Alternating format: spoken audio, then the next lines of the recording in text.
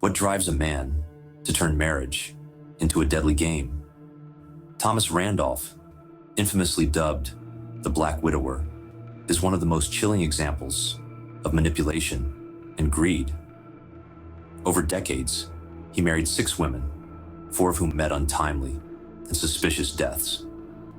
Behind his seemingly ordinary facade was a man whose need for control and financial gain transformed him into a calculating predator. Randolph's dark story is a haunting testament to the depths of human depravity and the power of forensic science to unravel even the most sinister schemes. Randolph's life began in 1955 in Illinois, where he had an unremarkable childhood. Although no significant trauma was documented, those who knew him later described him as manipulative and self-centered even in his youth. He had a knack for persuading people to trust him, a skill he would weaponize later in life. His first marriage in 1975 to Catherine Thomas lasted 8 years, ending in divorce after years of emotional abuse and control. Catherine later described Randolph as a man who viewed relationships as tools for self-gain, often treating her like a pawn in his broader schemes. It was his second marriage to Becky Galt that first exposed his lethal tendencies. Becky, a kind and trusting woman, became Randolph's next victim. In 1986, Becky was found dead from a gunshot wound to the head. Randolph claimed she had taken her own life after a marital dispute, but his behavior raised suspicions. He seemed indifferent to her death, and investigators would later discover that Randolph had previously solicited an acquaintance to kill Becky for her life insurance payout.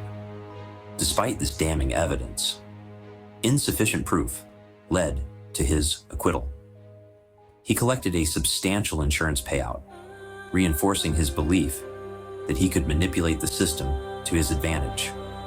As the years passed, Randolph continued his pattern of marrying and remarrying, with each relationship marked by mysterious deaths or financial manipulation. His third marriage ended quietly, but his fourth wife, Frances Thomas, died following a failed heart surgery. Randolph wasted no time suing the hospital, walking away with a significant settlement. His fifth wife, Leona Stapleton, reportedly died of cancer, though the details of her death remain murky. Many believed Randolph deliberately sought out women with vulnerabilities, be it health issues, emotional instability, or financial dependence, to exploit them for his gain. By the time Randolph met Sharon Koss, his sixth wife, in the early 2000s, his methods had become even more calculated. Sharon, described by friends as vibrant and loving, had no idea of the danger she was walking into. Randolph began orchestrating a chilling plan to have Sharon killed, intending to collect $360,000 from her life insurance policies. This time, he hired Michael Miller, a man desperate for money, to stage a home invasion and murder Sharon. The plan was gruesome in its simplicity. Miller would kill Sharon, and Randolph would kill Miller, claiming it was self-defense during a robbery gone wrong. On the fateful day in 2008, Miller shot and killed Sharon as planned. Randolph then executed Miller and called the police, spinning a story of heroism and grief. At first, Randolph's account seemed plausible. He portrayed himself as a grieving husband who had tragically lost his wife while defending his home. However, investigators quickly found inconsistencies in his story. Forensic analysis of the crime scene revealed details that didn't align with Randolph's version of events. The angle of Miller's gunshot wound suggested he had been ambushed, not killed in self-defense.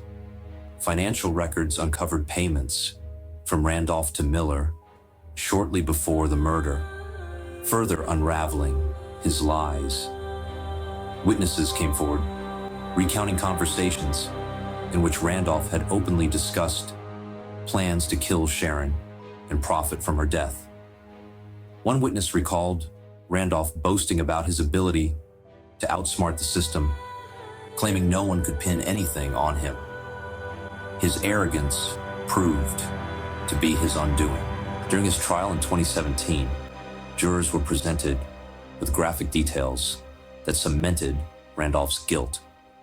They heard how he meticulously planned Sharon's murder, going as far as recruiting Michael Miller with promises of payment and assurances that the plan would be foolproof.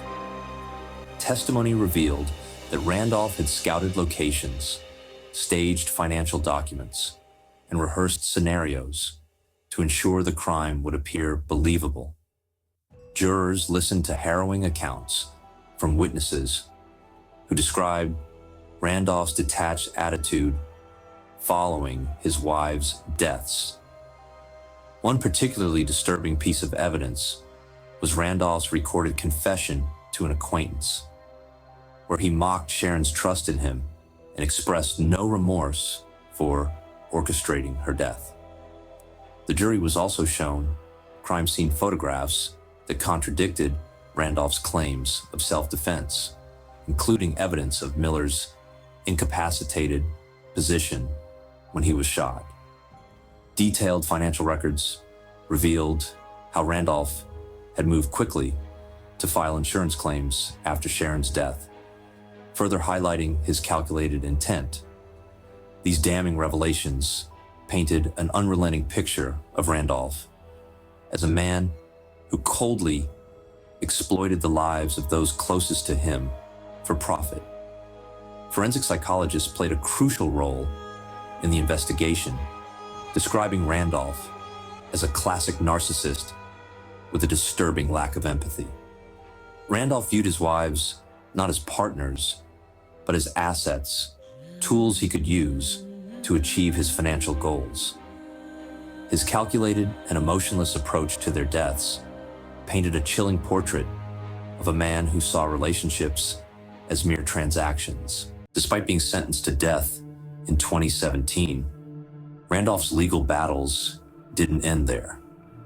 In 2020, the Nevada Supreme Court overturned his conviction, citing the improper admission of prejudicial evidence related to the deaths of his previous wives. This ruling highlighted the complexities of prosecuting cases with such extensive histories of manipulation and murder. During a retrial in 2023, prosecutors presented a streamlined case focusing solely on the murders of Sharon and Michael Miller. In 2024, Randolph was sentenced to at least 60 years in prison, ensuring he would never walk free again. The judge's words during sentencing reflected the gravity of Randolph's actions. He said, "Your calculated manipulation and disregard for human life have caused irreparable harm to countless families." Randolph's story has since been the subject of documentaries and true crime series, including The Black Widower, The Six Wives of Thomas Randolph. These accounts delve into his twisted life, shedding light on the patterns of death and manipulation that followed him.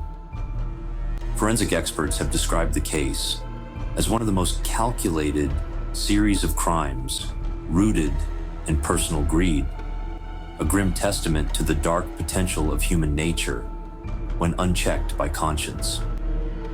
Randolph remains incarcerated at Lovelock Correctional Center, his name forever etched in infamy as a man who turned love into a weapon.